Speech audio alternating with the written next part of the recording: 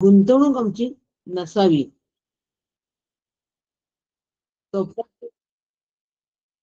स्वप्नातले पदार्थ पूर्वी नव्हते आणि नंतरही नसतात. अगदी त्याप्रमाणे जागृतीतले सुद्धा पदार्थ आधी नसतात आणि नंतर पण ते नसतात. म्हणून जागृती आणि स्वप्न हे मिथ्या आहे. स्वप्न मिथ्या जसं आहे तद्वतच जागृती मिथ्या आहे. म्हणून स्वप्नातले पदार्थ हे दृश्य असतात, दिसतात ते, आणि जागृतीत सुद्धा दृश्यच असतं. पदार्थ दृश्यच असतात. म्हणजे हे दृश्यत्व जे आहे हे स्वप्नामधलं आणि जागृतीमधलं एकदम समान आहे. म्हणून हे जागृती आणि स्वप्न मिथ्या आहे. कोर्टामध्ये जसं पुरावे सादर करतात आणि पुराव्या सादर करून मग पुराव्यांच्या माध्यमातून निर्णय होतो, कोर्टात जज निर्णय देतो, त्याप्रमाणे इथे पुरावे सादर केलेले आहे शास्त्राने आमच्या समोर. तर आणि त्याच्यातून आम्हाला समजावून सांगितलंय. म्हणून न्याय पद्धती न्यायशास्त्राच्या दृष्टीने आम्हाला हा विषय समजून घ्यायचा आहे आणि न्याय द्यायचा आहे की जागृती सुद्धा मिथ्या आहे आणि ब्रह्म सत्य आहे. आणि त्यासाठी हा सगळा आमचा हा पूर्ण खटाटोप चाललेला आहे. म्हणून जागृती हे दीर्घ स्वप्न आहे आणि स्वप्न हे अल्पजीवी आहे, अल्पकाळ असणारं स्वप्न आहे. जागृती जी आहे ही ईश्वर रचित माया आहे आणि स्वप्न जे आहे हा जीवरचित माया आहे. आणि म्हणून आपल्याला सुनील काकांनी फार सुंदर उदाहरण दिलं होतं, जीवरचित माया आणि ईश्वर रचित मायेचं, की कैरीचं लोणचं साखरंबा जीवरचित आहे आणि ईश्वर रचित माया आंबा आहे. अगदी त्याप्रमाणे स्वप्न सुद्धा जीवरचितच माया आहे. मनी वसे ते स्वप्नी दिसे असं आपण म्हणतो. म्हणून ते जितकं स्वप्न हे मिथ्या आहे तितकेच जागृती मिथ्या आहे. कारण दोन्ही याला दृश्यत्व आहे आणि दृश्यत्व आहे ते दिसतं आणि भासतं. म्हणून जागृतीमध्ये प्रतीती मात्र सत्तावान असे पदार्थ असतात. म्हणजे प्रतीतीला येतात तेवढ्याच पुरता ते सत्तावान असतात. आणि स्वप्नामध्ये सुद्धा जेवढा वेळ स्वप्न असतो तितक्याच वेळ पदार्थ ते असतात. पण प्रतीती मात्र सत्तावान हा शब्द फार महत्वाचा आहे. प्रतीती म्हणजे अनुभवाला येणं. अनुभव आहे तोपर्यंतच तिला सत्ता आहे. मुलगा गावाला गेला त्याच्यानंतर तो जितका वेळ माझ्या सहवासात आहे तितक्याच वेळ तो सत्य आहे. तो गावाला गेल्यानंतर त्याला मिथ्यत्वाचाच दर्जा येतो. आणि अगदी त्याप्रमाणे म्हणून स्वप्न आणि जागृती हे दोन्हीही मिथ्या आहे. जेवढं स्वप्न मिथ्या आहे तेवढीच जागृती मिथ्या आहे. स्वप्न हे जसं मनोकल्पित आहे तशीच जागृती सुद्धा मनोकल्पित आहे. दृश्यत्व जे आहे हे मनाने कल्पलेले आहे. म्हणून मनात कल्पित संसार जाणं. अगदी त्याचप्रमाणे संसार सुद्धा मनच कल्पित आहे. मनच कल्पित संसार जाणे, मने कल्पिले जन्म मरण, संसार चक्री आवर्तन, मनास्तव जाण पुन्हा पुन्हा. नाथांची उभी आहे जितका जेवढी स्वप्न हे मनक कल्पित आहे तितकीच जागृती सुद्धा मनक कल्पित आहे. संसार हा मनाने कल्पना केलेली आहे. म्हणून जागृती आणि स्वप्न दोन्हीही मिथ्या आहेत. चौथा मुद्दा आहे की स्वप्न आणि जागृती मधले सगळे भेद समान आहे. भेदांनी युक्त स्वप्न आणि जागृती आहे. आणि हे जे भेद आहे हे भेद ग्राह्य आणि ग्राहकत्व, पदार्थांचं ग्राह्य आणि ग्राहकत्व, त्याचं ग्रहण करणारा जो आहे ग्राहकत्व, हे दोन्ही सुद्धा असे आहेत मिथ्या आहेत, अनात्म आहे. म्हणून आणि दोन्ही स्वप्नातही आहे ग्राह्य ग्राहकत्व, स्वप्नातही आहे आणि जागृतीत सुद्धा ग्राह्य आणि ग्राहकत्व आहे. म्हणून जागृती हे दीर्घ स्वप्न आहे. दीर्घ स्वप्न म्हटलेलं आहे ते देशकाल वस्तू परिच्छिन्न आहे म्हणून ते मिथ्या आहे. मनाने निवृत्त होतो, सत्यत्व बुद्धीचा निराश होतो. म्हणून हे मिथ्या आहे हे आम्हाला पटवून घ्यायचं आहे. म्हणून तत्वज्ञानी पुरुष जे आहे ते दृश्य आणि अनित्य अनात्म विषयापासून मनाने पूर्ण निवृत्त होतात. आणि अविवेकी जे लोक आहेत त्या दृश्यालाच सत्य मानतात, त्यात आसक्त होतात. अशा या आसक्तीच्या अनुषंगिक विचार कसा करायचा, अनासक्त कसं व्हायचं, ह्यासाठी ती वृत्ती अनासक्त वृत्ती जोपासण्यासाठी पुढचं सगळं जे मार्गदर्शन आहे, आज हे मार्गदर्शन गुरु शिष्य संवादातून आपल्या समोर मांडण्यात येणार आहे. अधिकारवाणीतून सुनील काकांच्या. आता आपण या पुढचा भाग श्रवण करू. रामकृष्ण हरी.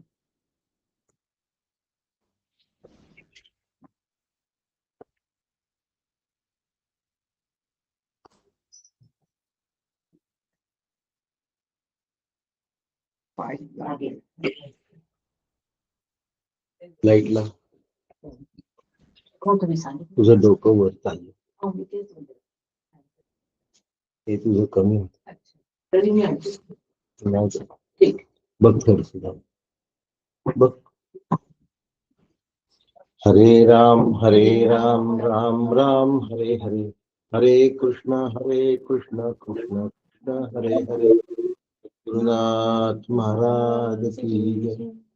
वंशी विभूषित करान्नवनीरगाभा, पीतांबरा दरुणबिंब फलाधरुष्टा, पूर्णेन्दु सुंदर मुखादरविंद नेत्रा, कृष्णात् परं किमपि तत्त्वमहं न जाने. श्रुतिस्मृतिपुराणानाम् आलयं करुणालयं, नमामि भगवत्पादं शङ्करं लोकशङ्करः. शङ्करं शङ्कराचार्यः सद्गुरुः सर्वसन्निभः, सर्वेषां शङ्करः सन्तु सच्चिदानन्दरूपिणः. ज्ञानदं सद्गुरुं शान्तम् अज्ञानारण्यदाहकं, नमामि परमाचार्यं श्रीमच्छङ्करधारिणं. सदाशिवसमारम्भां शङ्कराचार्यमध्यमाम्, अस्मदाचार्यपर्यन्तां वन्दे गुरुपरम्पराम्, वन्दे गुरुपरम्पराम्. सद्गुरुनाथ महाराज की. परमपूज्य सद्गुरु डॉक्टर काका यांच्या श्रीचरणी साष्टांग वंदन करतो. परमपूज्य मंडाताई यांच्या पायावर नतमस्तक होतो. आदरणीय नीलाताई दाता यांना वंदन करतो. आपण सगळे श्रोते भगवत स्वरूप आहात, आपणाला नमस्कार करतो. आणि विषयाला प्रारंभ करण्यापूर्वी दोन गोष्टी आपल्या समोर सांगू इच्छितो. पहिली छान गोष्ट आहे की आदरणीय नीलाताई दाता या आज म्हणू शकले. त्यांना त्रास होऊ नये म्हणून मी लक्ष्मीला फोन केला एवढ्या सकाळी की त्यांना त्रास न देता आपण रेकॉर्डिंग लावू. पण नीलाताईंनी तसं न होऊ देता स्वतः श्रम घेतले आणि आज पठण केलं मांडुक्याचं. ही एक आनंदाची बाब आहे. दुसरी आनंदाची बाब अशी आहे की आपले श्री सुरेंद्र देव यांनी मांडुक्याच्या आगम प्रकरणाच्या नोट्स पूर्ण काढलेल्या आहेत आणि त्या इतक्या सुंदर पद्धतीने लिहून काढल्या आहेत. त्याचं DTP केलं आणि त्या प्रिंटिंग केलं. असं आगम प्रकरण त्यांनी केलं. एवढ्यावर ते थांबले नाही. त्यांचं केनोपनिषदही असं तयार झालेलं आहे आणि कठोपनिषदही तयार झालं. काकांनी लिहिलेलं ईशावास्य, काकांनी लिहिलेलं केनोपनिषद हे दोन त्यांनी तयार केलंय, केन आणि कठ, केन आणि ईश हे दोन केले आहेत. आणि मांडुक्याचं आगम प्रकरण त्यांनी केलंय. आधी जर थोडं लक्षात आलं असतं तर पांढऱ्या कवड्याला हे सगळ्या लोकांना प्रत्यक्ष दाखवता आलं असतं. पण माझं आणि सुरेंद्रचं बोलणं न झाल्यामुळे ते राहिलं. पुन्हा कधीतरी योग येईल. आणि छान, सुरेंद्र दादांचं अभिनंदनही डॉक्टर वसुधा देवांकडनं झालं. ही पण एक आनंदाची बाब आहे. ते आहेत का ऑनलाईन माहिती नाही, पण ट्रेन मध्ये आहेत. आहेत का सुरेंद्र ऑनलाईन?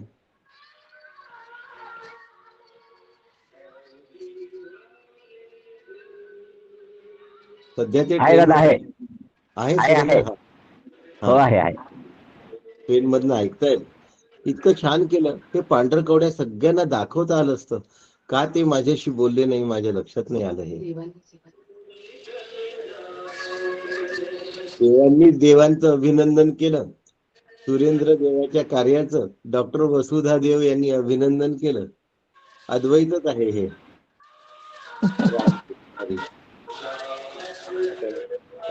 प्रारंभ करूया. आणि शांती पाठापासून प्रारंभ होतो, म्हणजे मुंडकाचाच आपण विषय घेऊया नंतर. आणि सद्वचन ऐकावे, यज्ञकर्मी समर्थ व्हावे, नेत्री शुभची पहावे आम्ही सदा, इंद्रिये आणि शरीर स्थिर करोनी स्तुती पर, देवा लागी आयुष्य हितकर भोगो आम्ही. इंद्रवाहन कीर्तिवंत, उषा अति ज्ञानवंत, चक्ररूप गरुड बलवंत, अरिष्टनाशी जो चतुराननाचा पुत्र, बृहस्पती ज्ञानवंत, आमुचे कल्याण अनंत करो सदा.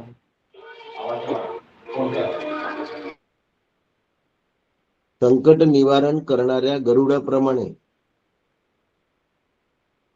गरुड काय करतो? संकट निवारण करतो. 4 दिवसामध्ये नीलाताईंचा आवाज त्यांनी सांभाळला. भगवंताची इच्छा, प्रारब्ध आपल्या सगळ्यांचं. 7व्या कारिकेला प्रारंभ करूया. आदावंते ते यन नास्ती ही 6वी कारिका आपली पूर्ण झाली आहे. आणि 7वीला आपण प्रारंभ करतोय. तर प्रयोजनता तेषां स्वप्ने विप्रतिपद्यते तस्मादाद्यंत त्वेन मिथ्यैव खलु ते स्मृतः. एक छान गोष्ट आहे की लक्ष्मी पानट तिने पण स्वतः आपल्या आवाजात कारिका रेकॉर्ड केल्या आहेत. त्या पण मला ऐकायला मिळालेल्या आहेत. की लक्ष्मीनी ही तयारी केली, हेही तिचं कौतुक करण्यासारखं आहे. आज 3 गोष्टी कौतुक करण्यासारख्या आहेत. नीलाताईंचं कौतुक करण्याचा माझा अधिकार नाही, मी लहान आहे. पण सुरेंद्र आणि लक्ष्मी या दोघांनी घेतलेली मेहनत वाखाणण्यासारखी आहे. 7वी कारिका सांगते, जागृतावस्थेमधील पदार्थ सप्रयोजनता स्वप्नावस्थेमध्ये विपरीत रूपाने प्रचितीला येते. म्हणून हे पदार्थ आदी अंतयुक्त असल्यामुळे निश्चितच मिथ्या आणि असत स्वरूपाचे मानले जातात. अर्थाकडे बघूया.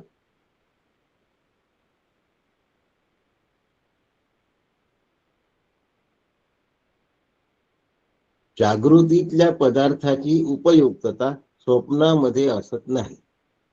प्रारंभ झाला सुरू आपला 7व्या कारिकेला. स्वप्नामध्ये असलेल्या पदार्थांची मिथ्यात्व हे जगाला कळतं. आम्हाला पटतं की स्वप्न खोटं आहे, स्वप्न मिथ्या आहे, स्वप्न कल्पित आहे, स्वप्न भासमान आहे. आमचा निर्णय झालाय हा. पण जागृत अवस्था मिथ्या आहे आणि भासमान आहे हे आम्हाला पटत नाही. ऐकल्यानंतर आम्हाला ऐकून घेतो आम्ही, पण आतमध्ये ते रुजलेलं राहत नाही. आणि हे रुजावं यासाठी न्यायशास्त्रांच्या आधारे गौडपादाचार्यांनी या ठिकाणी स्पष्टीकरण केलेलं आहे. आणि शंकराचार्यांनी त्याच्यावर संक्षिप्त विवरण केलेलं आहे. आचार्य भाष्य हे संक्षिप्त आहे बरं का. आचार्य भाष्य हे सविस्तर नाही, कारण त्यांना आयुष्याची एवढी मर्यादा होती की त्या मर्यादेत त्यांना कार्य करायचं असल्यामुळे त्यांचं भाष्य हे अत्यंत संक्षिप्त पण अत्यंत गर्भित असं आहे. विषय सुरू आहे की स्वप्नावस्था मिथ्या आहे हे सगळ्यांना समजतं, म्हणून पहिले उदाहरण स्वप्नावस्थेचं दिलं. दुसरा विषय आहे की जागृतावस्था कशी आहे. तर स्वप्नावस्था मिथ्या आहे म्हणजे स्वप्नावस्थेमध्ये फलनिष्पत्ती होत नाही. स्वप्नावस्थेमध्ये हाती काहीही लागत नाही. जागृतीमध्ये तर लागतं सगळं. मग जागृतीमध्ये जर लागतं तर जागृतीला तुम्ही मिथ्या कसं म्हणता, असा प्रश्न सुरू झाला न्यायशास्त्राप्रमाणे. आणि ते सांगतात की आपण सायकल घेतली तर जागे असताना आपण ती सायकल चालवतो की नाही? चालवतो. मग चालवल्यानंतर आपण त्या सायकलचा उपयोगही घेतला आणि एका ठिकाणाहून आपण दुसऱ्या ठिकाणी जाऊन पोहोचलो. स्वप्नावस्था मिथ्या आहे हे आम्हाला मान्य आहे, पण जागृतीवस्था पदार्थही खरा, आमचं चालवणंही खरं आणि गंतव्य स्थानही खरं. मग तुम्ही जागृतीला मिथ्या कसं म्हणता, असा प्रतिप्रश्न निर्माण झाला. मग आचार्य म्हणतात की तुम्ही म्हणता ते योग्य नाही, तुमचा प्रश्न योग्य नाही. जागृतीतले पदार्थ मिथ्या नाहीत, सत्य आहे असं जे तुमचं म्हणणं आहे ते चुकीचं आहे. मग आचार्य त्याच्यावर आता खुलासे करतात. खुलासा असा आहे की जागृतावस्थेमध्ये जर आम्ही जेवलो तर स्वप्नामध्ये आम्ही उपाशी आहो असं स्वप्न पडू शकतं की नाही?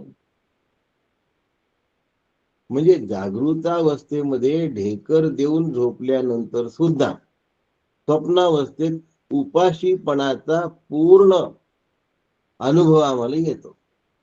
मग ज्या अर्थी आम्ही पोटभर जेवल्यानंतर उपाशीपणाचा अनुभव येतो आहे, त्या अर्थी पोटभर जेवणं मिथ्या झालं. पटलं? दुसरा मुद्दा मांडला की स्वप्नावस्थेमध्ये आम्ही पोटभर जेवलो आणि जागेपणी आम्ही त्या ठिकाणी लगेच आलो तर आम्हाला भूक लागलेली असते. म्हणजे स्वप्नावस्थेत भरलेलं पोट जागृतावस्थेत रिकामं असतं आणि जागृतावस्थेत पोट भरलं तरी स्वप्नावस्थेत ते रिकामं असू शकतं. याचा अर्थ दोनही अवस्थेतलं पोट भरणं आणि रिकामं असणं हे दोनही मिथ्या आहे. पटलं का? दुसरा मुद्दा मांडला. मुद्दे नीट लक्षात ठेवा. आतापर्यंत मी म्हणत होतो की आपल्याकडे 2-2 वकील आहेत. आता 3 वकील झालेत. एक वकील अहिल्यानगरचे पण आहेत. आज ऐकतायत का माहित नाही मला.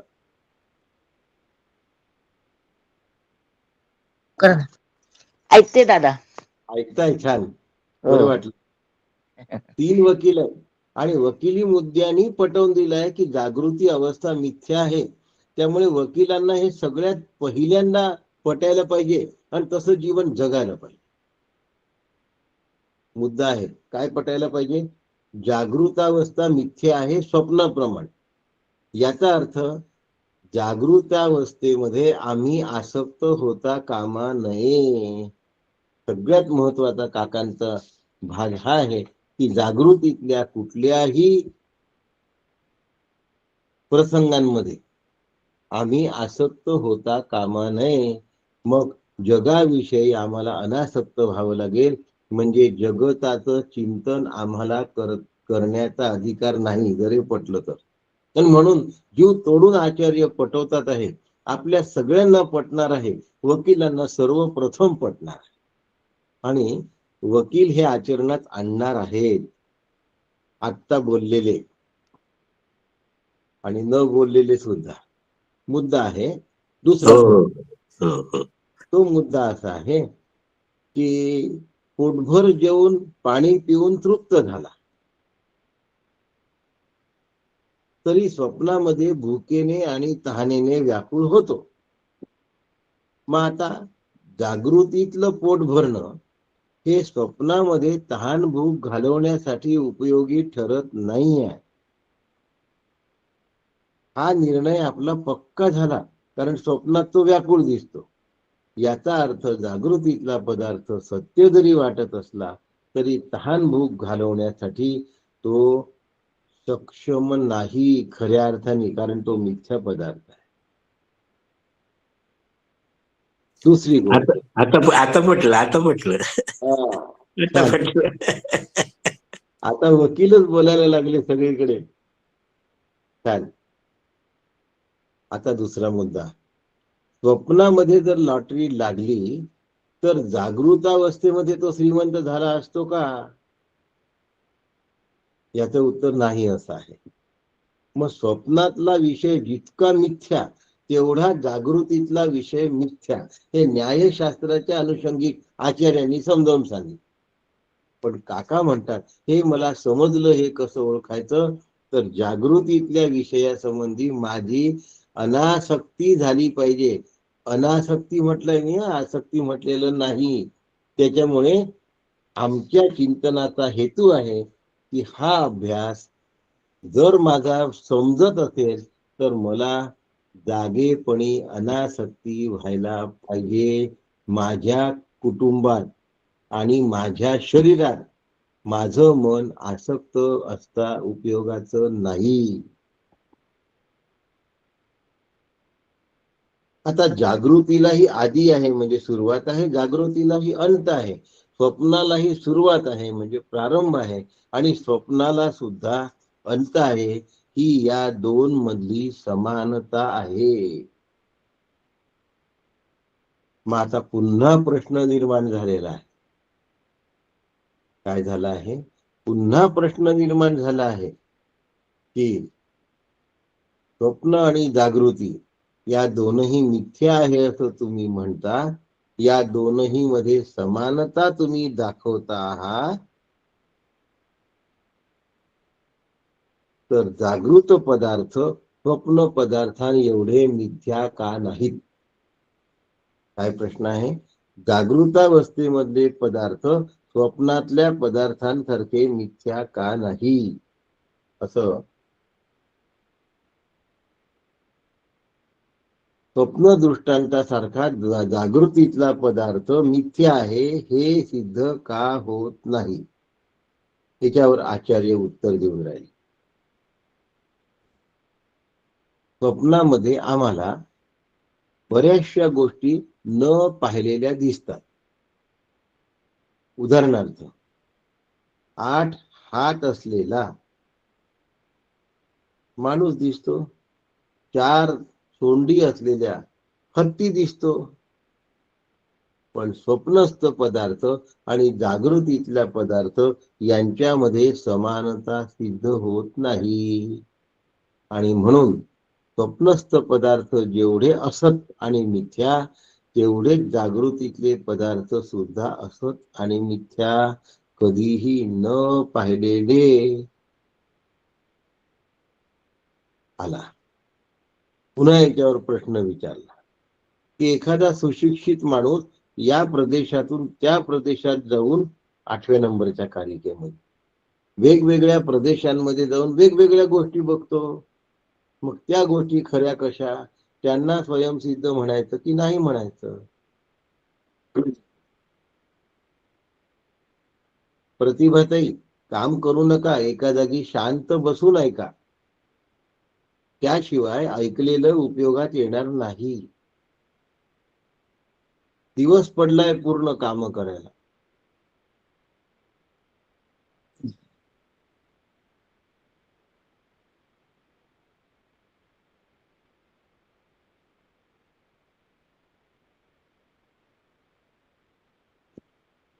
आता अपूर्व विषय का दिसतात? हा, एका जागी बसून ऐका. जे विषय आम्ही पूर्वी कधी पाहिलेच नाही ते विषय आम्हाला का दिसतात? याचं उत्तर वासनारूपी सूक्ष्म संस्कार असा आहे आणि त्यामुळे आम्हाला दिसतात. आता स्वप्न विश्व हे वासनारूप आहे हे आम्हाला पटतं. पण जागृतीतलं जे विश्व आहे ते खोटं आहे हे आम्हाला पटत नाही. याचं उत्तर आचार्य देतात की दोरीवर साप दिसतो की नाही, वाळूवर मृगजळ दिसतं की नाही, आणि जर दोरीवर साप दिसतोय आणि वाळूवर मृगजळ दिसत आहे, याचा अर्थ असा की अधिष्ठानभूत दोरी आहे आणि अध्यस्थ काय आहे, दिसणारी वस्तू अध्यस्थ आहे. आणि असं आहे तसं स्वप्नाचं अधिष्ठान आत्मा आहे. तर अध्यस्थ स्वप्न जसं मिथ्या तसं अध्यस्थ सर्प सुद्धा मिथ्या आहे. म्हणून जागृती जे जे दिसतं ते अधिष्ठानावर दिसत असल्यामुळे जागृती मिथ्या आहे. नाना, अनघाताई, हो हो हो. कर्णाताई, होय काका, पटलं. हो. स्वप्नस्थ पदार्थ जसे आत्म्याच्या अधिष्ठानावर दिसतात तसे जागृतस्थ पदार्थ हे अधिष्ठानावरच दिसतात. त्याच्यामुळे अधिष्ठानावर दिसलेलं अध्यस्थ जागृतीत असो की स्वप्नात असो ते मिथ्या आहे आणि ते कल्पित आहे. हो, तुम्ही म्हणाल मिथ्या आहे हे पटलं, कल्पित आहे हे कसं पटेल? फरशीवर जर दोरी पडली असेल तर आम्हाला हार आहे असं वाटतं, कधी कधी पाण्याची धार आहे असं वाटतं, कधी कधी फरशी दुभंगली आहे असं वाटतं. आता एकाच दोरीमुळे जर 3 गोष्टी वाटू शकतात, एकच वाटायला हवी होती, 3 गोष्टी वाटू शकतात, याचा अर्थ वाटणाऱ्या 3ही गोष्टी मिथ्या आहेत. म्हणून जागृतीत आम्हाला जे जे दिसतं, जे जे कळतं ते स्वप्नात दिसणाऱ्या कळणाऱ्या वस्तू इतकंच मिथ्या आहे आणि आहे. म्हणून जागृतीच्या पदार्थामध्ये आसक्ती धरायची नाही. डॉक्टर काका, आम्हाला समजलं कशावरून? आमची आसक्ती कमी झाली तर आम्हाला समजलं. दृश्य जगाकडे आमचं लक्ष जाणं हळूहळू कमी कमी कमी व्हायला पाहिजे. कसा आहे आता, परमार्थ जगण्याची वेळ आली की सगळी कसोटी लागते. जोपर्यंत बाहेरच्या जगाकडे आमचं चित्त आकृष्ट होत राहतं तोपर्यंत आतमध्ये आत्मा आहे हे आम्हाला कळता कळत नाही. आताच प्रतिभाताई सारख्या एक 75-80 वर्ष 78 वर्षाच्या गृहिणी आहेत, त्यांना मी हेच सांगतो आहे की साधना करून स्थैर्य येऊन नाही राहिलं, कारण बाकी वेळ आमचा बाह्य जगताला सत्य मानण्यामध्ये जातो आहे. पण हे समजून घेण्याची तयारी नाही. 15 मिनिटं साधना केली की आम्ही सगळं केलं असं समजतात. अहो, 15 मिनिटाची साधना, बाकी वेळ ती साधना उपयोगात आणण्यासाठी आहे. धनुष्यबाण किंवा बंदूक चालवण्याची जी प्रॅक्टिस आहे ती प्रॅक्टिस म्हणजे युद्ध थोडी आहे. पण युद्धामध्ये ती प्रॅक्टिस कामी येणार आहे, आधी आम्हाला प्रॅक्टिस करून ठेवावी लागेल ना. म्हणून आचार्य सांगतात की स्वप्न जागृतीप्रमाणेच विषय अनुभवाला येतात. जागृतीतले विषय अनुभवाला येणारे अल्प काळाचे असल्यामुळे ते स्वप्नवतच आहे, अगदी स्वप्नासारखे आहे. या मुद्द्यापर्यंत आपण आता आलेलो आहे. जागृती जे कुठे नाही दिसे स्वप्ना माझे तेही, जैसे दुग्ध नदी प्रवाही स्नान केले. शंकर भाष्यामध्ये आचार्य सांगतात, त्याचं काकांनी फोड केली आहे की दुधाच्या नदीमध्ये आंघोळ केली. कधीच कोणी दुधाच्या नदीत आंघोळ करत नाही. मग स्वप्नात दिसलं आम्हाला दुधाची नदी, केली आम्ही आंघोळ, पण स्वप्नामध्ये हे शक्य आहे. तसं जागृतीमध्ये आम्ही जे जे करतो ते स्वप्ना इतकंच कल्पित आहे. पुन्हा पुन्हा हे होणार. कथेकऱ्याची कथा कुठे येणार? आणि आम्हाला हे समजलं कशावरून? जगतामध्ये आणि माझ्या देहामध्ये माझी आसक्ती असता कामा नये. दोनही मिथ्या आहे. याला आत्मानुवर्ती चिंतन असं म्हणतात. याला दृश्यानुवर्ती चिंतन म्हणत नाही. आमचं नेहमीचं चिंतन दृश्यानुवर्ती आणि मांडुक्याचं चिंतन आत्मानुवर्ती. असं आत्मानुवर्ती चिंतन आमचं झालं पाहिजे. पटवून घेण्याच्या जेवढ्या पद्धती आहेत त्या सगळ्या पद्धती आपल्या समोर ठेवल्या आहेत. त्या सगळ्या मांडण्या आपल्या समोर ठेवल्या आहेत. त्या मांडण्यांचा फायदा करून घेण्याची जबाबदारी मात्र माझी आहे. स्वप्नामध्ये जे जे अनुभव येतात, जागृतीमध्ये जे जे अनुभव येतात त्यांचं वैशिष्ट्य वेगवेगळं असतं, पण मिथ्यात्व मात्र एकच. मिथ्यात्वात जरा सुद्धा बदल होत नाही. मिथ्यात्व जरा सुद्धा बदलत नाही, हे लक्षात ठेवायचं आहे. पुढे ते सांगतात आहे की स्वप्नात जे जे दिसते त्याचा काही उपयोग होत नाही, पण जागृतीत जे जे दिसते त्याचा उपयोग होतो. मग जागृतीत खाल्लेल्या अन्नाने आमचं पोट भरतं ना. मग उपयोग झाल्यानंतर आम्ही त्याला मिथ्या कसं म्हणायचं? अरे उपयोग होणं ही सुद्धा कल्पना आहे. उपयोग होणं ही सुद्धा कल्पना आहे. हे आम्हाला सूक्ष्म विचाराने समजावून घेतलं पाहिजे. नाही तर आम्ही मग आमचं हेच तर असतं. सगळं घरातलं सगळ्या गोष्टी आम्ही सत्य मानत जातो आणि मग त्याचं सुख दुःख करून घेतो.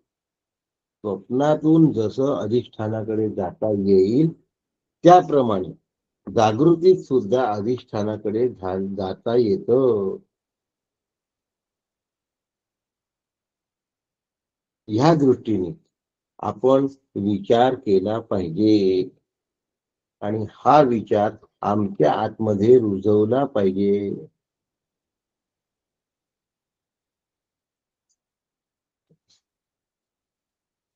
आपण एक मुद्दा घेऊया. प्रपंच कशाला म्हणतात आणि परमार्थ कशाला म्हणतात? जे जे आम्हाला दिसतं ते सत्य समजून त्याचा पाठलाग करणे याला प्रपंच असं म्हणतात. जे जे आम्हाला दिसतं त्याला सत्य समजून त्याचा पाठलाग करणे याला प्रपंच असं म्हणतात. आणि दुसरा मुद्दा, ज्याच्या सत्तेवर दिसतं त्याचा पाठलाग करणे याला परमार्थ असं म्हणतात. जे जे दिसतं त्याचा पाठलाग करणे याला प्रपंच म्हणतात. ज्याच्या सत्तेवर दिसतं त्याचा पाठलाग करणे याला परमार्थ म्हणतात. म्हणून एक घडी बसवून घ्यायची की मला सत्ता बघायची आहे. जे दिसतं त्याची सत्ता काय आहे बघायचं. मी पाठलाग कोणाचा केला पाहिजे याच्यासाठी मला जागर राहायचं. स्वरूपाचा पाठलाग करायचा म्हणजे मी काय केलं पाहिजे? स्वरूपाचं अनुसंधान करायचं म्हणजे मी काय केलं पाहिजे? म्हणून नामानुसंधानात राहायचं म्हणजे आत्मानुसंधानातच राहायचंय. नामानुसंधान म्हणजे स्वरूपानुसंधान. नाम म्हणजे स्वरूप. इतकी नामाची किंमत जर ओळखली, नामाचं मूल्य जर ओळखलं, तर नाम घेणं ही वेगळी गोष्ट आहे. आणि नामाचं मूल्य न ओळखता घेतलेलं नाम हे बरंच बरं आहे. ठीक आहे, वाईट नाही. पण नामाचं पूर्ण मूल्य ज्यांनी ओळखलं आणि मग जर नाम घेतलं तर तो स्वरूपाकार होतो. नाम आणि नामी यांचा अभेद आहे. नाही तर मग स्वरयंत्राच्या पातळीवर नाम रटणं चालू होतं. असं नाम आतमध्ये खोलात रुजत नसतं. म्हणून काळजी काय करायची आम्हाला घ्यायची आहे? तीच घ्यायची आहे की नामीशी एकरूप होऊन आम्हाला नाम घेता आलं पाहिजे. संख्या कमी होते थोडी, काय हरकत आहे थोडीशी संख्या. म्हणून जीवाने स्वरूपाचा पाठलाग केला पाहिजे. नामाच्या माध्यमातून स्वरूपाचा पाठलाग होतो. नामाच्या माध्यमातून स्वरूपाचा पाठलाग करत असताना नाम हे स्वरूप आहे अशा अर्थपूर्ण पद्धतीने जर पाठलाग केला तर तो पाठलाग फलदायी होतो. नामाचा नामीशी संबंध जोडून एकरूप व्हायला वेळ लागत नाही. म्हणून ज्याच्या सत्तेवर ज्ञान होतं त्याचा पाठलाग करायचा. आम्ही काय करतो, ज्ञानाचा जो तपशील आहे त्या तपशिलाचा पाठलाग करतो आणि वक्ता होण्याचा प्रयत्न करतो, विद्वत्ता दाखवण्याचा प्रयत्न करतो. म्हणून सगळी गडबड आहे. तात्पर्य आहे 9व्या कारिकेचं, स्वप्नवृत्तानुभवी. वाचतो मी. स्वप्नवृत्तावपी त्वन्तश्चेतसा कल्पितं त्वसत् बहिश्चेतो गृहीतं सदृश दृष्ट वितथ्य मेतयोः. 9 नंबरची तारीख. आणि ती सांगते की जगन मिथ्यात्व निश्चय बळकट केला पाहिजे. जगन मिथ्यात्व निश्चय जर झाला तर जगाविषयी तुटकपणा येईल का, असा पण एक प्रश्न आहे. दुसरं, जगाविषयी कोरडेपणा येईल का. मग परमार्थ शास्त्र असे वेगवेगळे कप्प करून बसायचं का. जगन मिथ्यात्व एक कप्पा, सर्व ब्रह्मवादाचा दुसरा कप्पा, ईश्वराच्या सत्तेचा तिसरा कप्पा, असं करायचं आहे का. सर्वगटी राम देहादेही एक, सूर्यप्रकाशक सहस्र रश्मी. आणि अशा पद्धतीने जर मात आम्ही आमच्या समोर आलेला प्रश्न आहे तर ह्या प्रश्नाची सोडवणूक कशी करून घ्यायची याचं उत्तरही डॉक्टर काकांनी आपल्याला खूप छान पद्धतीने सांगितलंय. मला कोरडेपणा वाटत नाही, पण त्याच्याबद्दल प्रेम वाटतं, कौतुक वाटतं. आणि त्याला जर माझ्याविषयी तुटकपणा वाटत असेल तर समस्या काही फार मोठ्या नाही आहे. कोरडेपणा नाही वाटत, मला त्याच्याविषयी प्रेम असलेलं नाही वाटत, पण त्याचं जर माझ्यावर प्रेम आटलं, माझ्यावर जर कुणी लुटण्यासारखी भाषा करू लागलं तर काय होतं, एकतर्फी त्याच्यावर मी प्रेम करतो, दाखवतो माझं खूप प्रेम आहे, म्हणून त्याला आम्ही बनवायचा प्रयत्न करतो. म्हणून जीवन सुंदर आनंदाचं आहे आणि त्यात कोरडेपणा आणि तुटकपणा अशा प्रकारच्या समस्या येत नसतात.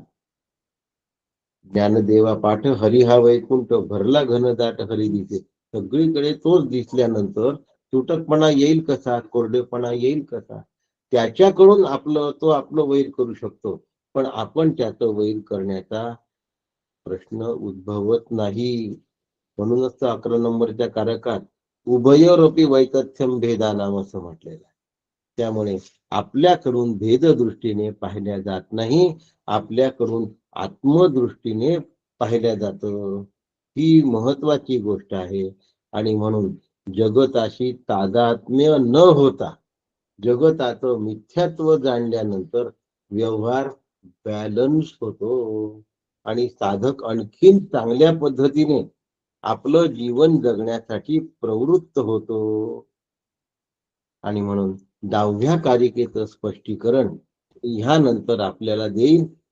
पारमार्थिक सत्ता आणि व्यावहारिक सत्ता यांच्यात गल्लत नाही करायची, पण व्यावहारिक सत्ता ही मिथ्या आहे हे कधीही विसरायचं नाही. स्वप्न आणि जागृती या व्यावहारिक सत्ता आहे आणि व्यावहारिक सत्तांमध्ये आपल्याला भेद करूनच चाललं पाहिजे.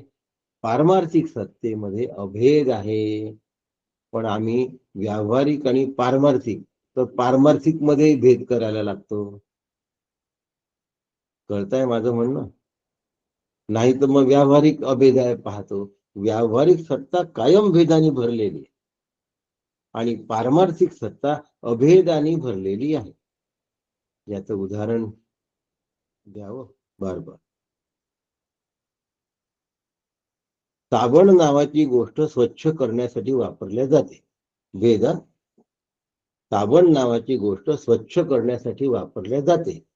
आता 3 प्रकारचे साबण तुमच्या समोर सांगतो. एक अंगाचं, एक कपड्याचं आणि एक भांड्याचं. भीम भांड्याचं साबण आहे, रिन कपड्याचं साबण आहे आणि एक अंगाचं साबण आहे. तर अंगाच्या साबणाने आपण भांडी घासतो का.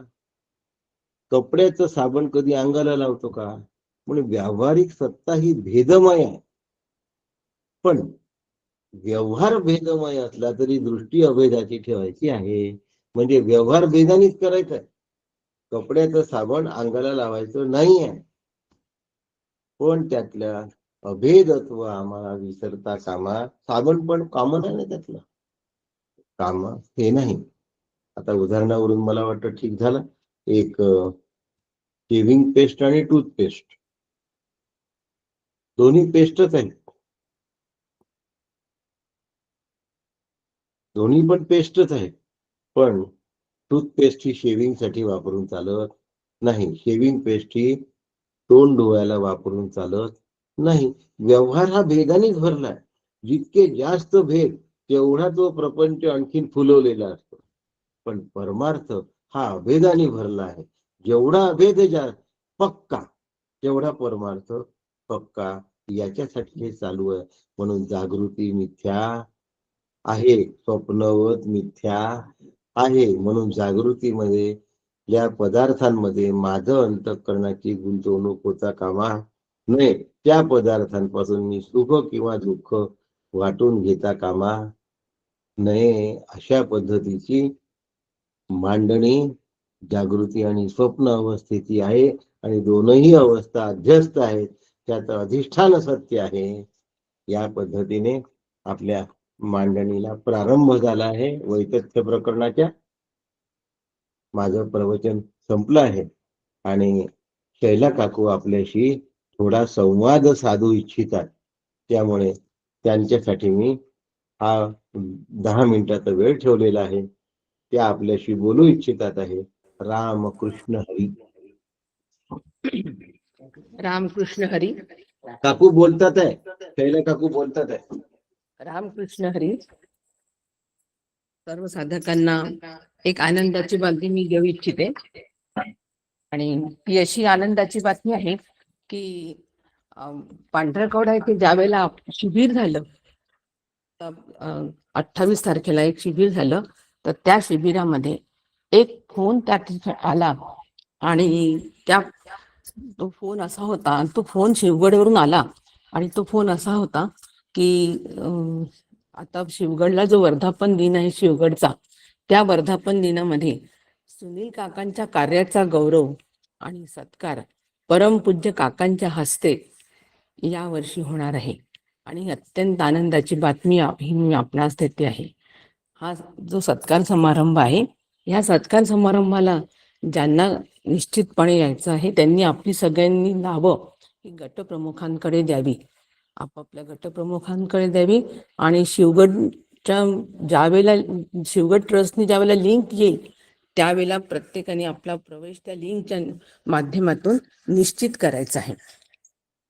आणि ही अत्यंत आनंदाची अशी बातमी आहे, कारण सुनील काकांच्या कार्याचा सत्कार हा सगळ्या साधकांच्या कार्याचा सत्कार आहे.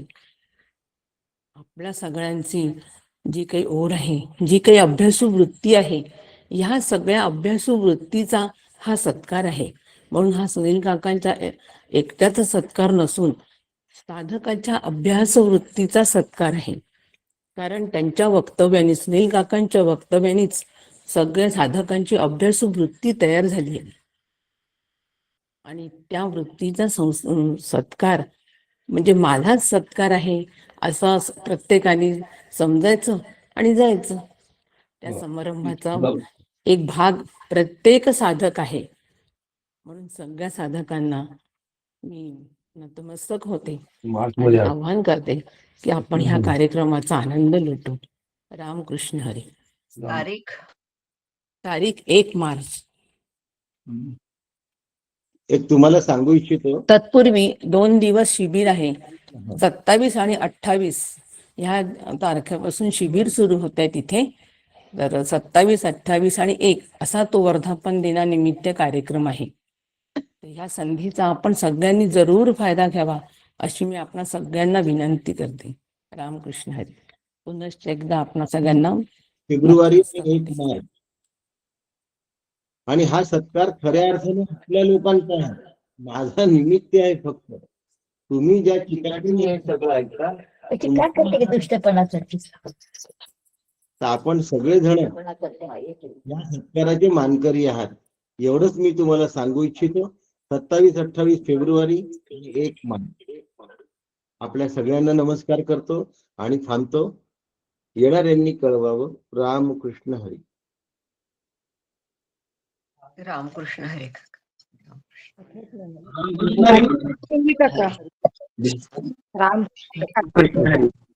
रामकृष्ण हरे.